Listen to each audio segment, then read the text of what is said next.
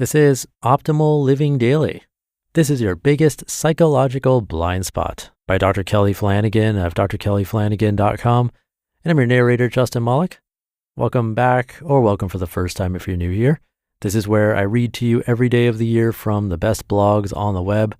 And we have other shows where we do this, covering different topics. Just search for Optimal Living Daily in your podcast app to find our other shows. But with that, let's get right to our next article as we optimize your life.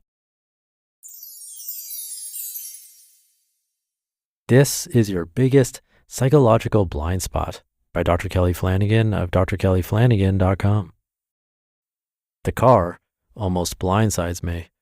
I'm exiting the interstate on the way to my office, having just passed through one of two adjacent toll lanes, which are merging back into one lane, when someone who sped through their lane enters my blind spot. His horn alerts me to the danger. Disaster averted.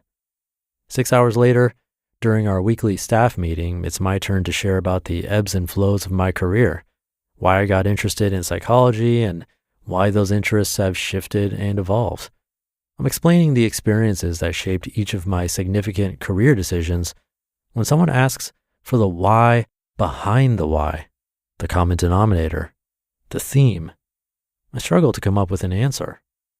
Then another 6 hours later, I'm on my way home, passing through the toll booths again, merging back onto the interstate, when I remember my near miss from earlier in the day. Blind spots. That's my why behind every other why.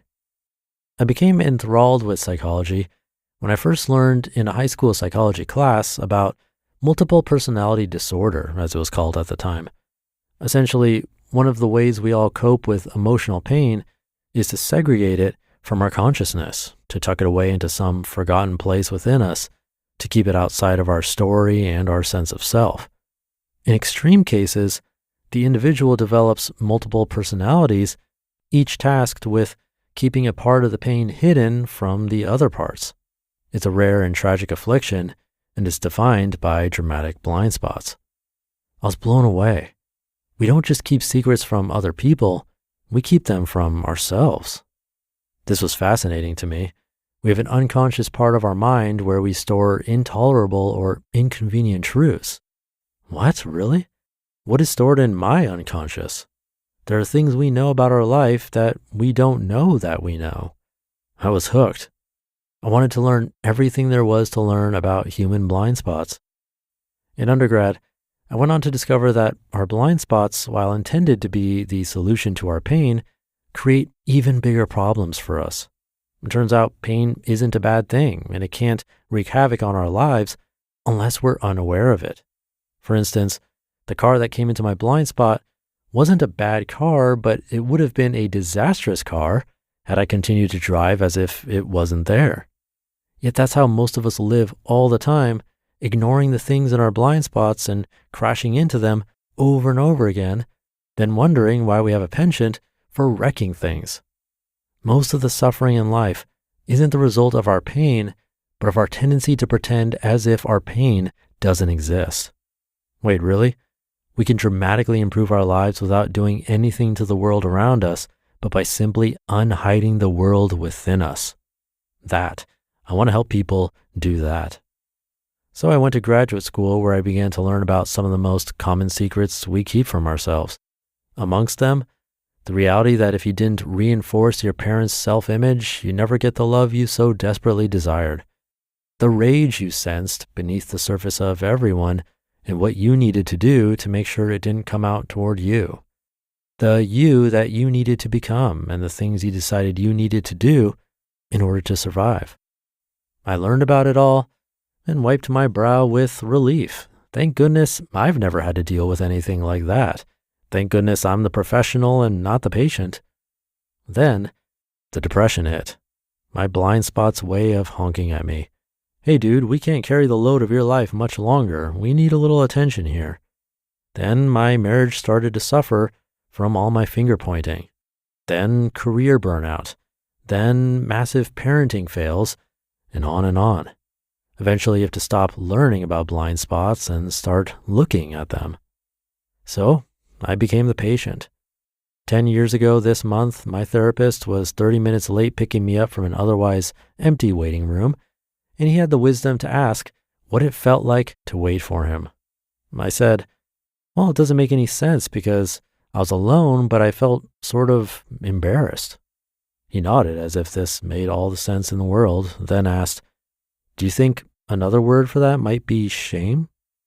Boom, one of the biggest and most common blind spots of all, shame. The sense that I am not worthy of love and belonging exactly the way I am. The mother lode of pain. The doorway into almost every other blind spot. Indeed, shame is eventually the doorway into the biggest blind spot of all. Not a painful one, though.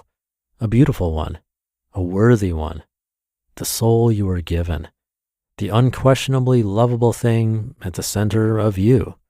The part of you that you forgot about long ago when all the other blind spots began to pile up. It turns out, if we do the work of digging through some of our other blind spots, we discover at the bottom of them our biggest and most beautiful blind spot of all, our truest, worthiest, most lovable self, buried right there within us all along. What a lovely surprise. You just listened to the post titled, This is Your Biggest Psychological Blind Spot by Dr. Kelly Flanagan of drkellyflanagan.com, and I'll be right back with my commentary. Thank you to Dr. Flanagan. At the end, he said, shame is eventually the doorway into the biggest blind spot of all. Not a painful one, though, a beautiful one, a worthy one, the soul you were given, the unquestionably lovable thing at the center of you, the part of you that you forgot about long ago when all the other blind spots began to pile up. And pile up reminds me of the theme of minimalism that comes up on this show at least once a week on Minimalist Mondays, if not more. These blind spots pile up just like clutter in our homes, sometimes out of view, stacked in the garage. But confronting it, while it isn't easy, can create some amazing changes for us, leading to more awareness and growth. But baby steps, right? It's not about perfection, but small steps towards our best selves. It'll definitely be uncomfortable at times, but certainly worth it. So how do we find these blind spots? Again, not easy. Working with a professional can definitely help. But I think this podcast can also shed light on them. If there are areas that come up that we quickly reject or dismiss or think isn't possible for us, that actually might be a place to investigate. And with that, I appreciate you being here and investigating along with me. Have a great weekend, and I'll see you tomorrow, where your optimal life awaits.